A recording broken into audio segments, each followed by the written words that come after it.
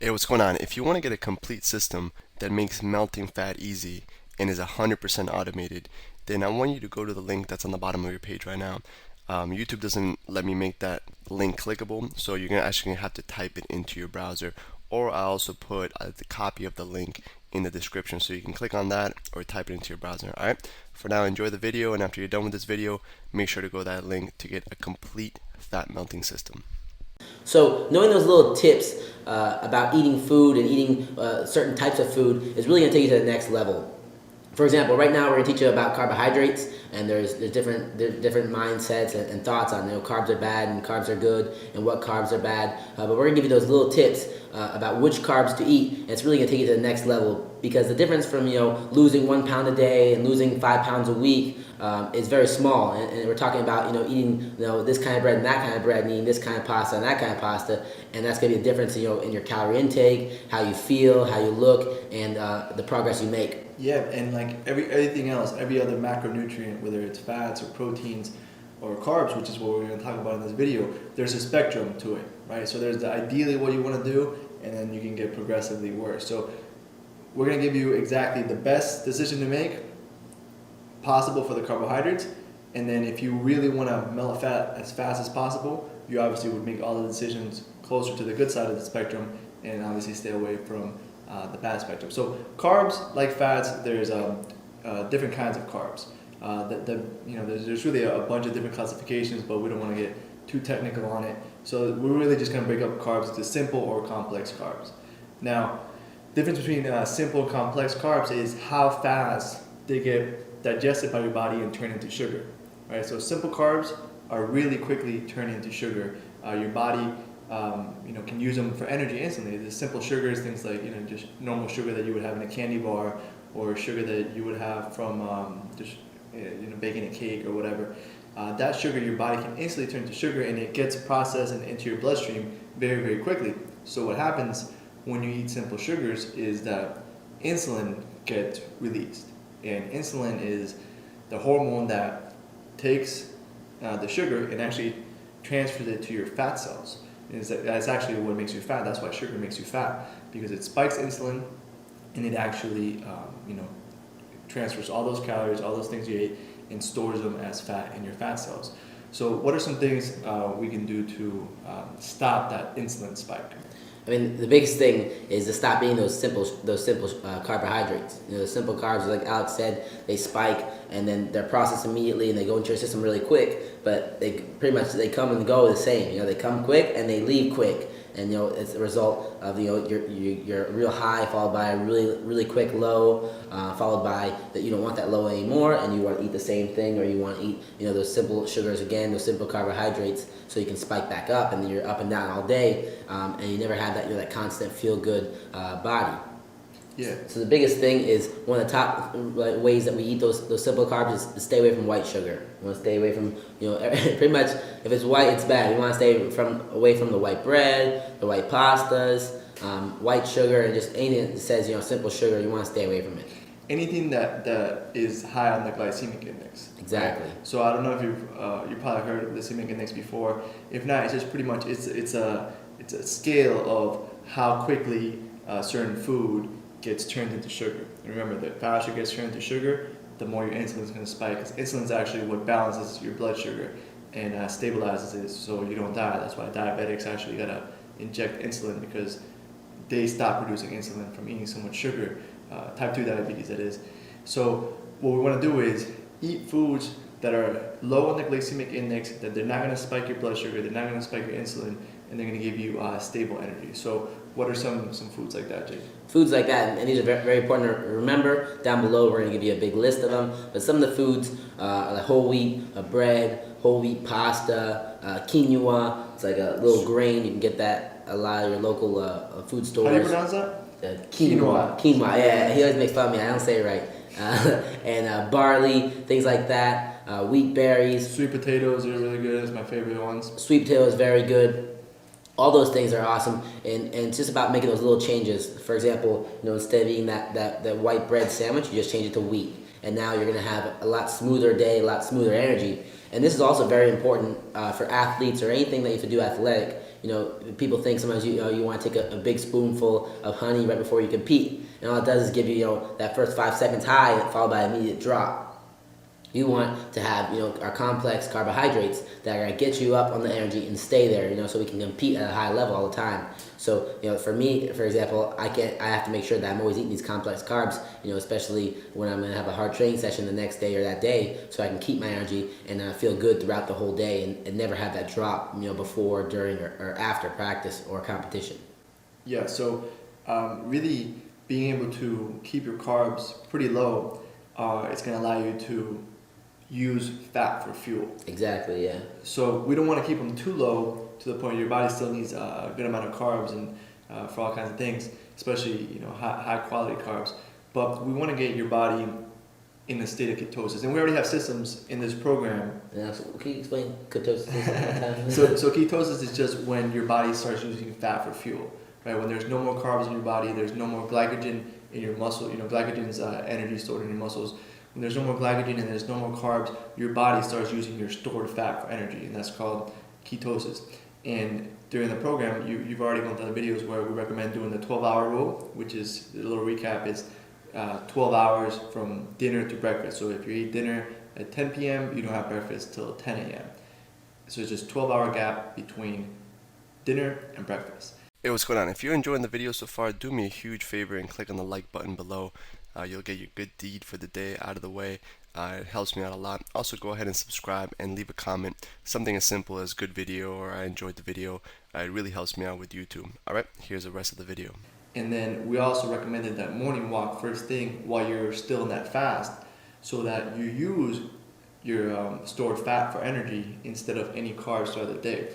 From that morning walk, when you're fasting, you can literally burn more fat than if you have a big meal and then go run 18 miles full intensity at the gym. And if you notice, we're slowly accumulating all these little things, our nighttime ritual, our morning ritual, and our eating ritual, 3 meals, 3 snacks, and now we're focusing on eating even more on how to eat. And all these little things are adding up, and we're getting closer and closer, and we're burning more and more fat every day till we get to where we get to the point where we don't need to burn any more fat, and we're lean and mean, and we have that automatic six-pack where you're not even thinking about it, you're just eating properly, and all these things that we're doing accumulating to stopping us from eating, like gaining fat. Exactly.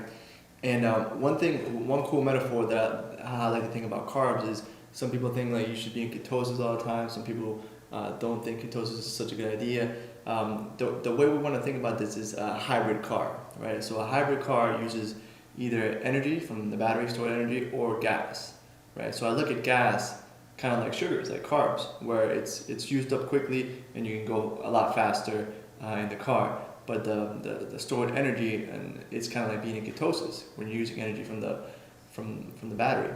So during this program, we want you to be in both. And when you're doing the 12-hour rule, that fast, and you're doing that morning walk, you're going to be in ketosis. You're going to be using energy, your stored fat for energy.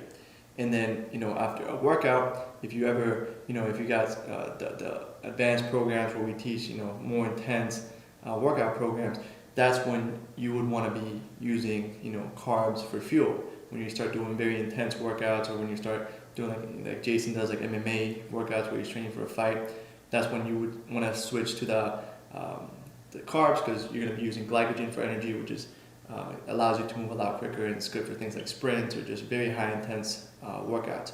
So we want to turn you into a hybrid. You don't have to choose one or the other. You're going to be able to run on both. When you're sipping let's say you're sipping like I am right now on the bulletproof coffee, where this is pretty much pure fat.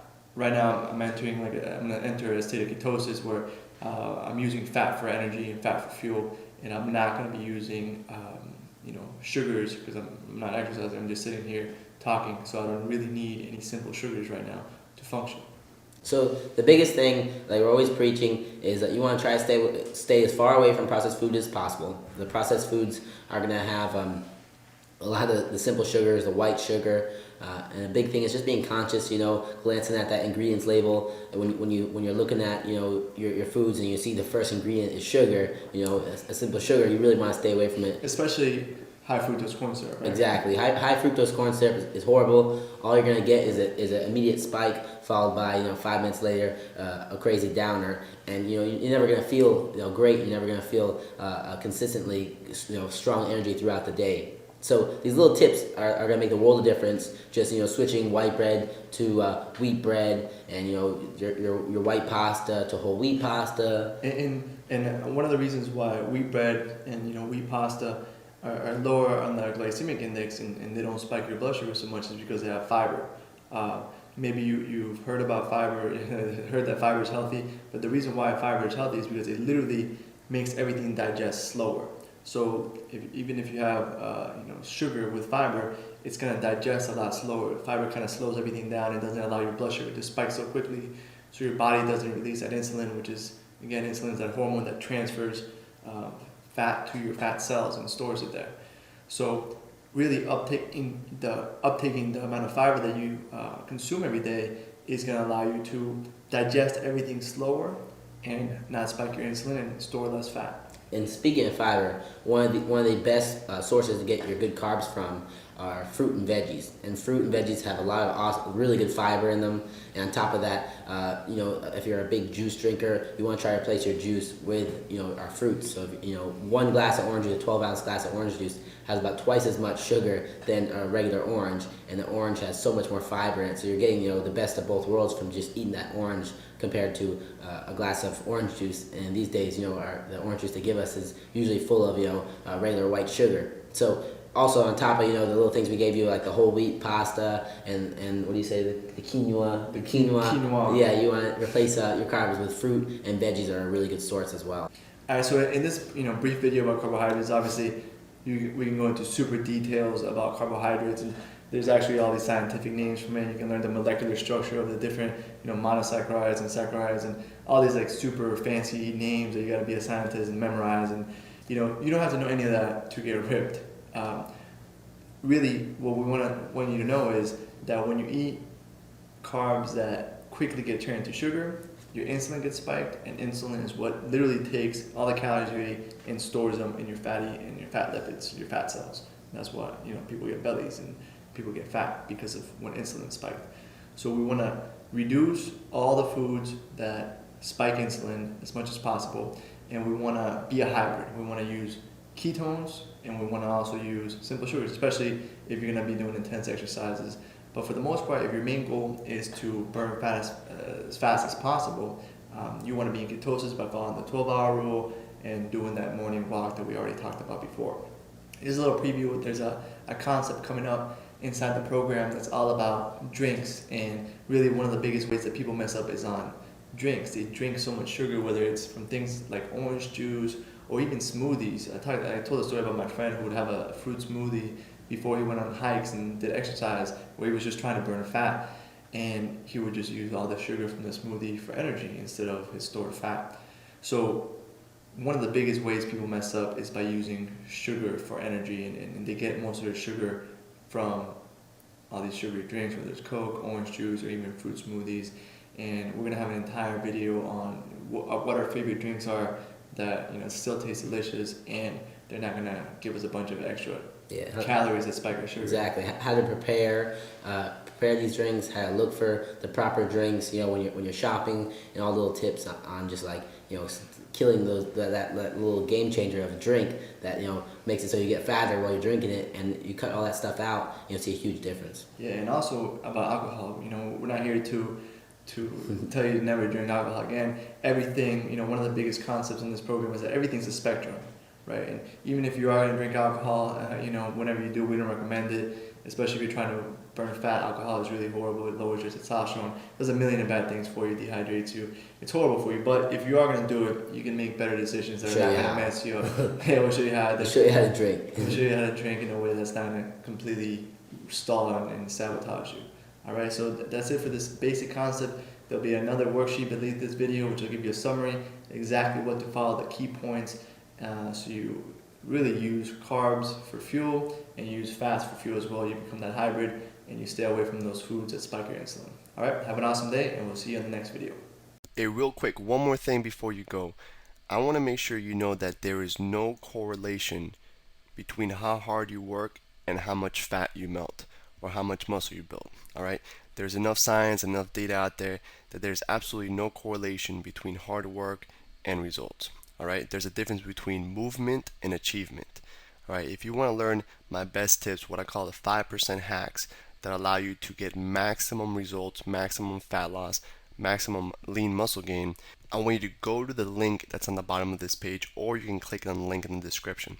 All right, you're going to get a complete system for melting fat in an intelligent and streamlined system. I'll see you there.